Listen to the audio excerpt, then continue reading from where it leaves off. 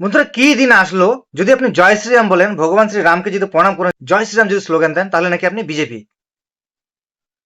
আর যদি কেউ চটি চাটা হয়, তাহলে নাকি সে অন্য দল। অন্য দলটা কি? বা কাউকে যদি চোর বলা হয়, তাহলে সোজাসুজি তার ইঙ্গিতটা হলো আরেকটা দল। তো এটা কেমন মানদণ্ড?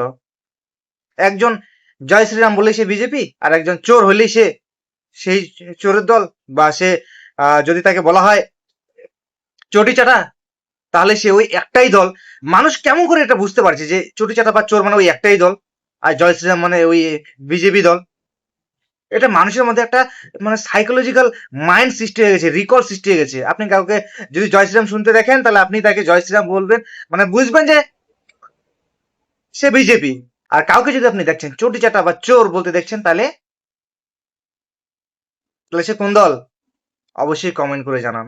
এটা কেমন ধরনের মানদণ্ড?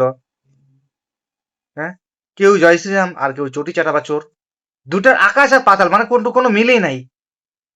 একজন একটা সম্মানীয় জায়গা তৈরি করে আছে, আর একটা এমন জায়গা তৈরি করে আছে চটি চাটা, চোর। কেমন মানদণ্ড এটা? শুনতে ভাল লাগে?